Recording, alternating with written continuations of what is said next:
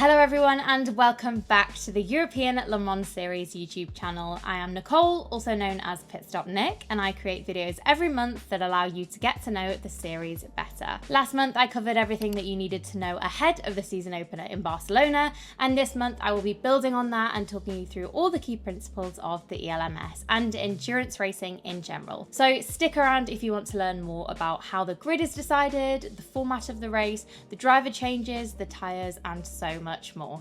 Firstly, let's start by going through the race proceedings and how the grid formation is decided. In the ELMS, qualifying is a single 15-minute session per category, and this will decide the grid order for the race.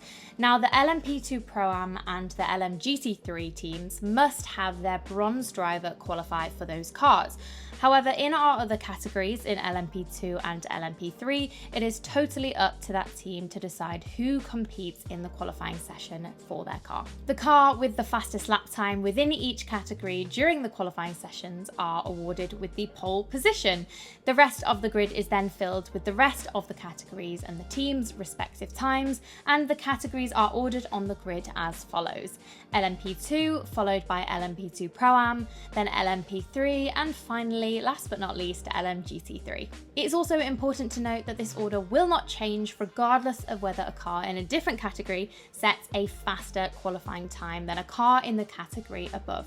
The ELMS uses a rolling start, as they do in the 24 Hours of Le Mans, and they will do at least 2 formation laps before the race begins to ensure that all of the tyres are warmed and all of the cars are in the correct position. During the formation laps, all competitors will follow a lead car, and at the end of the final formation lap, this lead car will pull into the pit lane to allow all the competitors to reach the start line. Before the lights go off, all of the cars will maintain in position until the race starts. Now let's chat through the procedures that are in place in the event of a racing incident or something that requires action on track. A full course yellow is a fast procedure that is shown on track but also on TV, and this is if the marshals need to intervene and do like towing a car or removing debris. During a full course yellow, all cars must run at 80 kilometers an hour, but also keep the same distance between one another.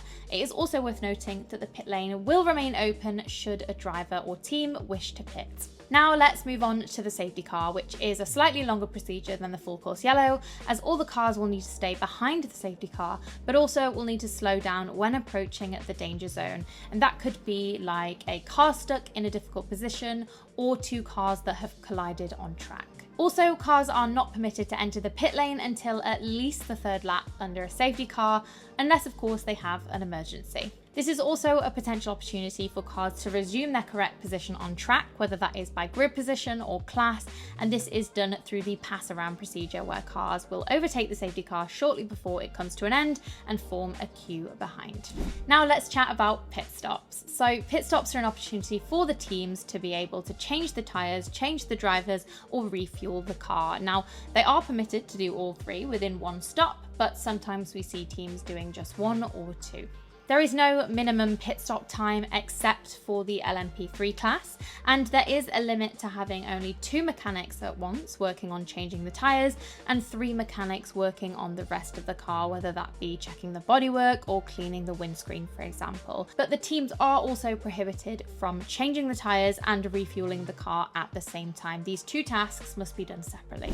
In the ELMS, each car has 2 or 3 drivers, and these drivers have a minimum and a maximum duration of drive time during each race, which of course means mid-race driver switches. Most of the time, the teams have free reign over the order in which they use their drivers, but usually we do see the gentleman driver starting for the LMP2 Pro-Am, LMP3 and LMGT3 teams, and the silver driver usually starts in the LMP2 teams.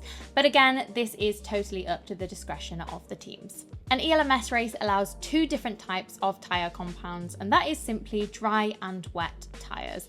Now, the teams do actually have a restriction on the amount of fresh sets of tyres that they are able to use across one race weekend, and that is across all sessions, so including free practice, qualifying and the race itself.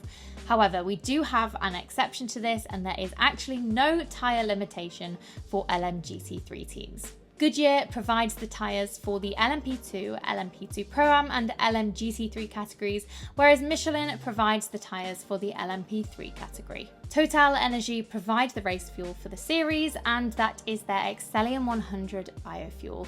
Now in 2022 they produced this biofuel that has allowed all of the cars to step away from fossil-based fuels and into a synthetic fuel which is much more environmentally friendly. During the race, cars will roughly pit every 45 minutes to refuel the cars based on their strategy, and they are not obliged to fulfill the car. So to shift the strategy to other teams or to do what is called a splash and dash, which is to refuel the car to the very minimum in order to finish the race. And after 4 hours of racing, the car that covers the most distance will win the race in their respective category. After the checkered flag, all cars will do one additional lap before returning to the pit lane, and the winners in each category will go directly under the podium to celebrate, and the rest of the cars will go to Parc Fermé. All the cars must stay completely untouched by the teams to allow for the scrutineers to check the legality of the cars. Now, if they don't align with the rules and regulations, teams could face penalties or even disqualifications. Following the checkered flag, first, second and third places will all be celebrated on the podium,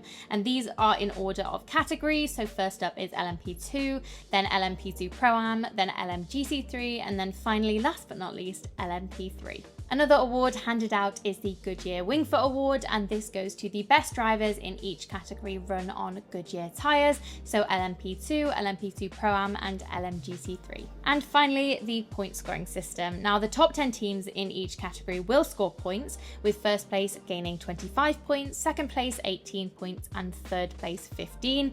The rest of the point scores you can see on screen, and the pole sitter across both the teams and drivers championships also gain a point, meaning the maximum amount of points that a team can take from a race weekend is 26. And that is it for today's video. I hope you all enjoyed it. If you did, make sure to give it a like, and if you're not already, make sure that you're subscribed to the ELMS YouTube channel so that you don't miss out on all of the action.